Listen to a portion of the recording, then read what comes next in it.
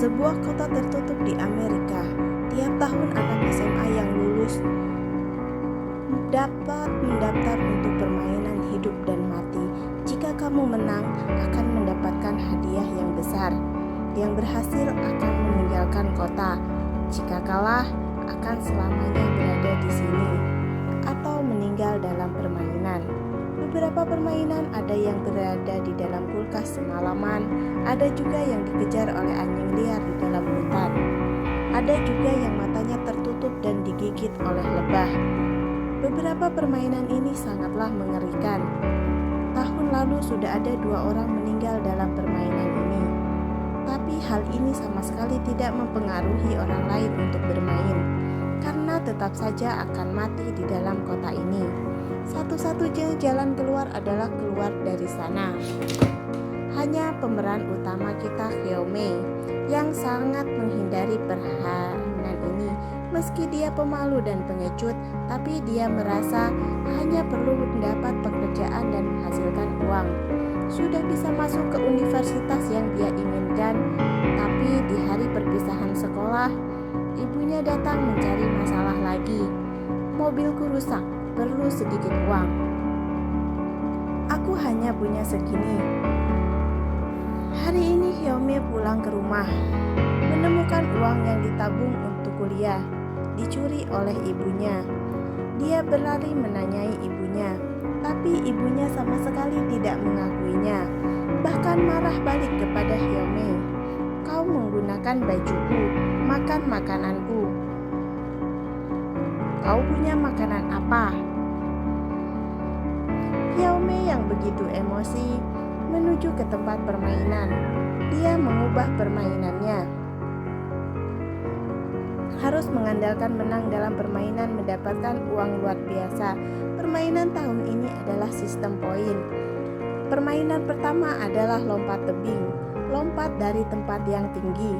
Poin akan semakin naik, tapi semakin tinggi semakin berbahaya karena batu di bawah akan semakin banyak.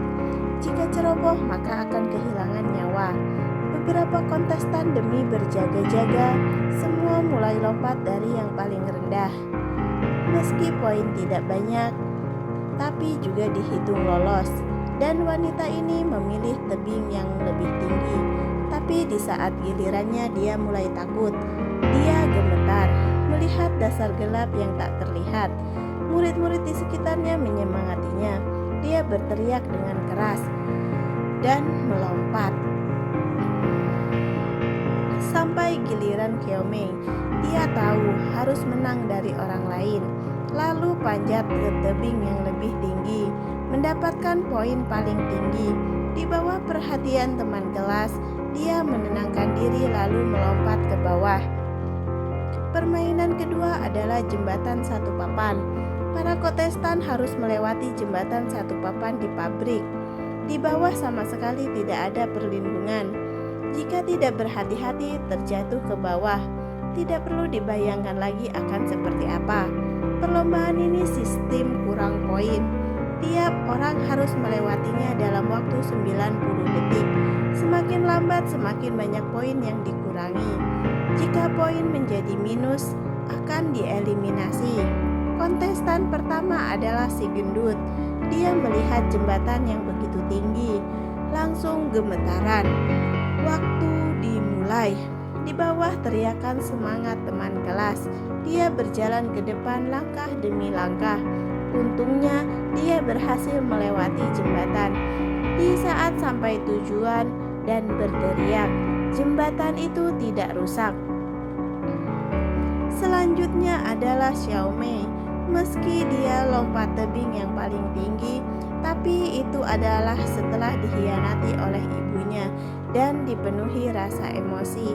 Dan sekarang dia hanya bisa mengandalkan keberanian sendiri, berusaha untuk berjalan ke depan.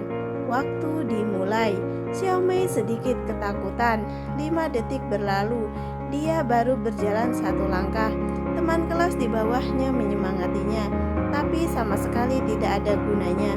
Perlahan-lahan mereka mulai mengejek, dan di saat itu juga Hyeomei terhuyung-huyung. Tiba-tiba berlutut di atas jembatan. Untungnya di akhir ada seorang pria Dajuang terus-menerus mengatakan hal lucu kepadanya. Dajuang ini tidak semudah yang dipikirkannya. Selanjutnya adalah Xiao Shuai. Xiao Shuai juga karakter yang kejam. Di permainan sebelumnya, lompat tebing, dia tidak seperti teman lainnya memilih tebing yang paling rendah, tapi memilih paling tinggi kedua dan berhasil lompat ke bawah. Karena itu Xiao Shuai setelah Xiao Mei, kontestan yang poinnya kedua paling tinggi. Di saat gilirannya, Xiao Shuai sama sekali tidak takut. Pandangannya fokus, berjalan dengan langkah besar. Tapi tiba-tiba sebuah cahaya hijau mengenai mukanya. Semua orang terkejut, tapi Dajuang tertawa jahat karena cahaya itu dia yang mengarahkannya. Dajuang jahat dan licik, iri dengan poin Xiao Mei dan Xiao Shuai. Dia ingin menjatuhkan lawannya dan mendapatkan kemenangan.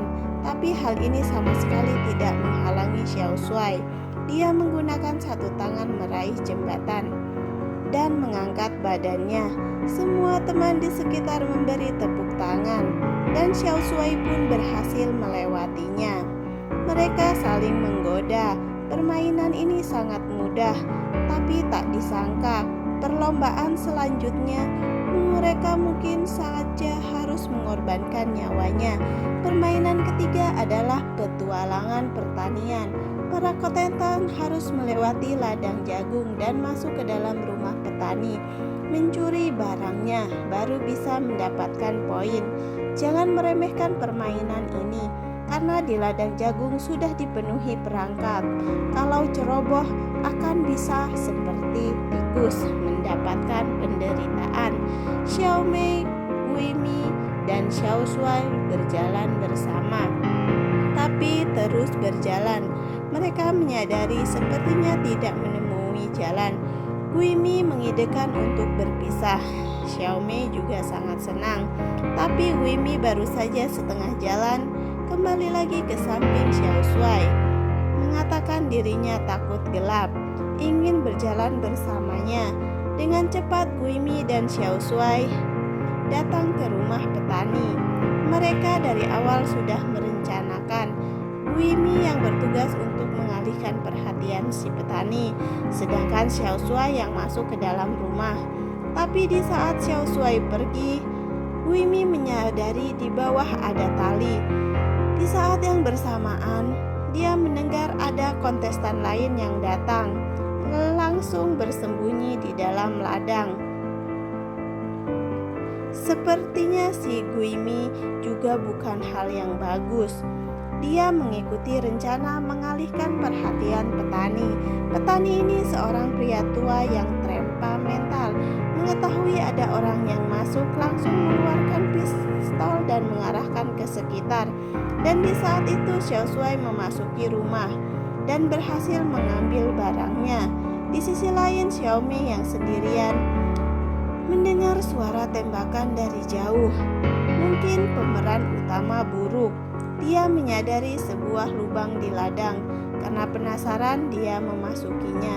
Ternyata ini adalah sebuah lantai bawah tanah dan jalan hingga akhir menyadari inilah baru rumah petani yang sesungguhnya. Tapi yang aneh adalah di dalam rumah petani menemukan daftar nama kontestan dan menulis poin mereka. Dia dengan cepat memfotoinya, lalu mencuri barang yang ada di dalam rumah tersebut, lalu berhasil keluar. Permainan itu hingga sekarang Xiao Mei lah yang meraih poin tertinggi, yaitu 200 poin. Ranking kedua adalah Xiao Shuai dengan 175 poin. Kontestan yang lain tersisa nilainya 150. Tiba di permainan keempat. Permainan ini adalah petualangan rumah tua. Para kontestan harus masuk bersama-sama ke dalam rumah hantu. Siapa yang bisa duluan menyelesaikan teka-teki akan mendapatkan nilai bonus sebanyak 50 poin. Xiao Mei dan Gui Mi berjalan bersama. Tapi di tengah permainan, mereka dikunci oleh orang lain di dalam kamar dan tidak bisa keluar.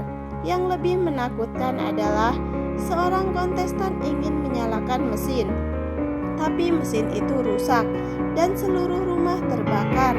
Semua orang pun keluar dari rumah itu. Hanya tersisa Xiaomei dan Guimi yang terperangkap di dalam ruang kecil. Di situasi kritis, Xiaomei mengangkat Guimi, membiarkan dia keluar duluan melalui kaca jendela. Karena api terlalu besar, Guimi berkata ingin mencari orang lain untuk membantu, lalu keluar duluan, meninggalkan Xiaomei yang sendirian, terkurung di dalam ruang. Untungnya Xiaomei menggunakan kayu untuk mendobrak pintu, lalu keluar dari rumah itu. Terakhir mendapat bantuan. Ini adalah serial terbaru Amerika Panik. Satu series ada 10 episode. Setiap episode ada satu permainan. Pemenang terakhir apakah Xiao Shuai yang pemberani, atau Guimi yang tidak tahu berterima kasih, atau pemeran utama Xiao Mei? Kalau kamu ingin tahu jawabannya, ayo kita lanjutkan bersama-sama.